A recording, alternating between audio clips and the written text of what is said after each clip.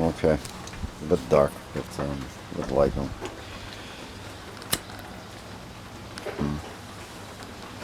Well, I've done a lot of talking today about fear and violence.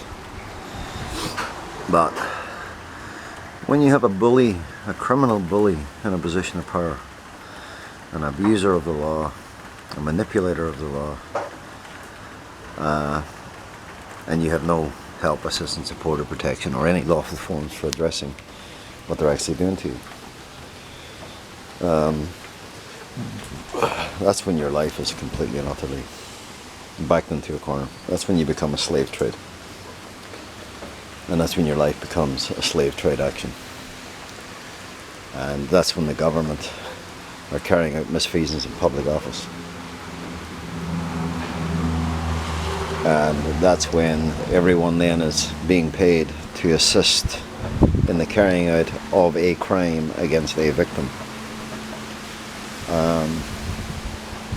No matter which way you look at the case, it's all been driven for last resort situations. That's how terrorists work. They want to destroy their entire victim's life.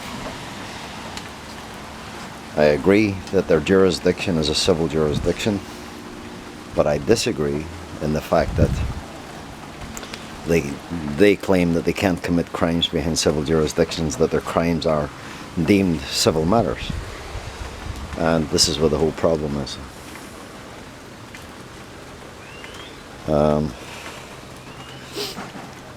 I'm just a bit confused as to where you go from there. Somebody say you've been priced out of justice and accountability, you've been denied proper lawful forms for addressing what they've done to you.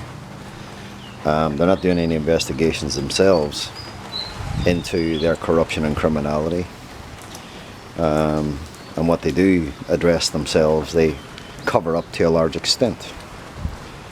They only investigate what suits their purpose, really, to enable them to continue committing their crimes and to try and cover their ass as best they can and claim, oh, we get nothing to answer for. They have plenty to answer for. People have got 20 years of crimes to answer for against an injured person. They've got 20 years of stalking, harassment, criminal harassment, slandering, labelling, defaming. Now, slander, labelling and defaming, you can say, oh, it's a civil matter. It's not a civil matter. When you're going out to destroy somebody's life, to harm someone, to hurt someone, in every way known to man, when you go out to attack a person's sanity, their entire life up to the point of you started attacking them, and you're taking it right back to their childhood. When you're using their nationality, when you're using their religion, when you're using the place of their birth. This is the evil bastard that McGreevy is. Then using trespass notices, then using restraining orders. All the while he's having me stalked 24/7 by private investigators.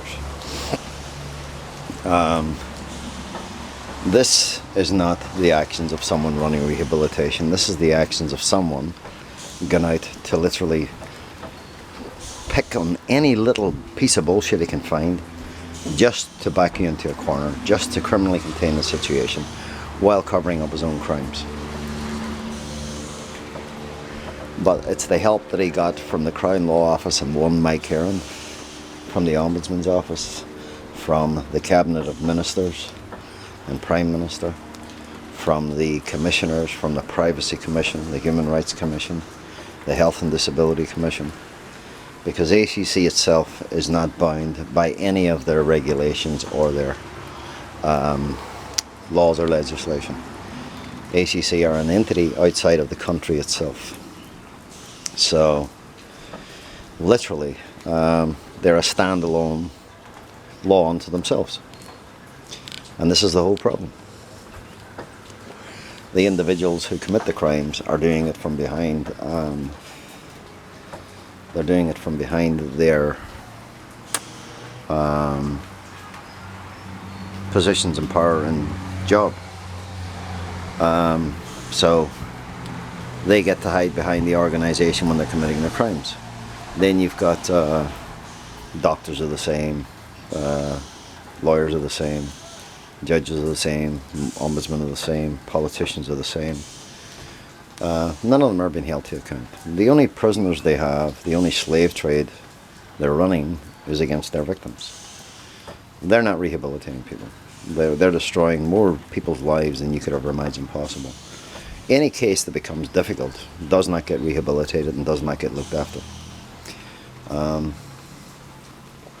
Unless you're in the know and someone's going to rip you apart and stuff like that, or you've got the best lawyers under the sun. But the judges aren't going to protect you. The lawyers aren't going to protect you, defense or otherwise. The ombudsman aren't going to protect you, nor the legislation and the laws that govern them. So, who's there to protect you? The police aren't there to protect you. They declared an act of war against me, so there's definitely no serving and protecting there either. And they're covering up every crime that these people commit. So, what are you actually left with?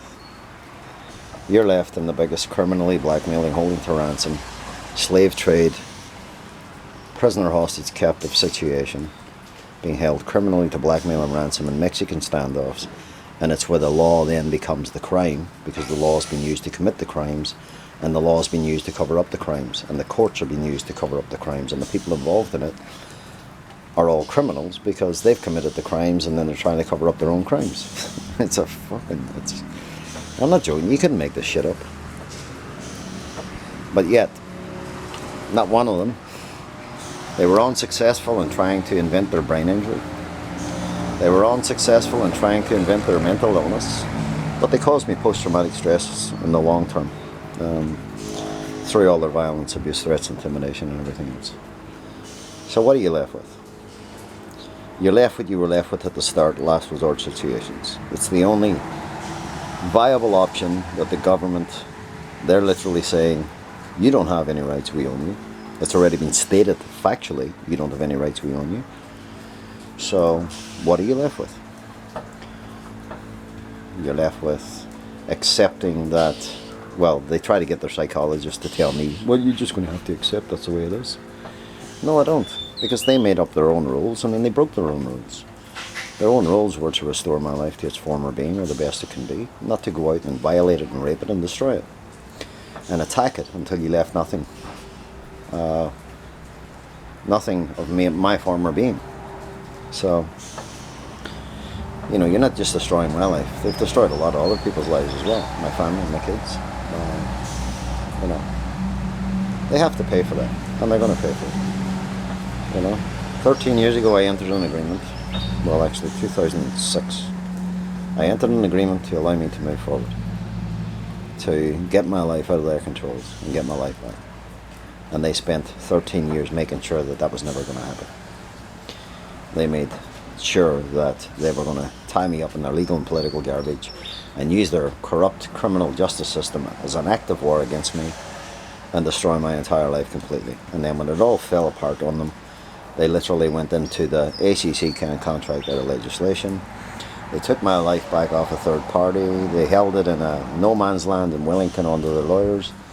And they haven't done any investigations. They haven't addressed fuck all. Destroyed all my medical notes, destroyed all my medical files, destroyed all ACC case notes and files, destroyed all, as much of the evidence as they could in relation to their criminalities, abuse, threats, intimidation, and violence, and how much they actually funded in the crimes that they actually committed against me.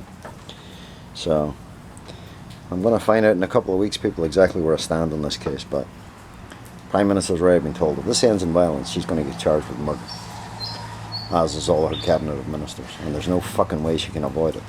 She's guilty of misfeasance in public office as it stands, for allowing this organisation to be run the way that it is being run, and for allowing all her administrations to be involved in an act of war action as part of a secret meeting on the 20th of June 2007 held at Parliament.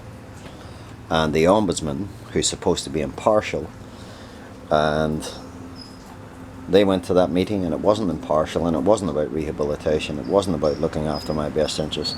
It was about fucking my life up, screwing me over, putting me in a prison, trying to drive their mental asylum for the third time actually, and continually trying to attack me with the same load of bullshit. Now the rehabilitation plan, which has not been negotiated with me or discussed with me, has been written up as in psychosocial, whatever the fuck that is. That's again trying to attack my sanity and trying to say that my mental state of mind is the problem, when I've already proven I didn't have a mental illness, I didn't have a brain injury, and I was the one being attacked. So for all this to take place on the basis of a false declaration made on a backdated attendant care form in my name is a fucking disgrace. It's an absolute, it's scandalous. And they say this case proves that everybody involved in it is a criminal, and they're committing crimes. No, I don't feel safe in that country, and I don't feel safe because of everything that I've been through. And I don't think anybody would feel safe with a declared act of war against them. You know, it's just how it actually works. But what are you left with, really, at the end of the day? What are you actually left with? It's you can put out these videos, you know, there's not enough people seeing them, I don't think. Or if they are seeing them, then they're not really getting enough insight as to exactly what's taking place. So this is how these things work, if you know what I mean. But this is the situation, whether I like it or not. And the government is not doing anything to address rehabilitation, nor is my GP, because her answer now is, I don't have any medical notes or medical files to go on. 10 years. I have no medical notes or medical files to go on. So what we're dealing with now is chicanery, deception, trickery, and the biggest Mexican standoff, criminally blackmailing, holding to ransom situation that any victim could ever find themselves in. So how anybody can look at this case and say they're trying to restore my life to the best it can be, it's impossible. How anybody can say they're not committing a crime, it's impossible. How anybody can say they haven't committed a crime already is impossible. And then the defrauding me of 14% extra tax over the suspending all rights, entitlements, rehabilitation, medical and treatment needs for over 4 years. While they had me under siege, and I ended up in a council house. And they gave me the worst council house known to man. But and then they put me under siege in that house, under police surveillance 24/7. Yeah, it was ridiculous. And then the Ashburton tragedy, when that happened, whose house did they come to?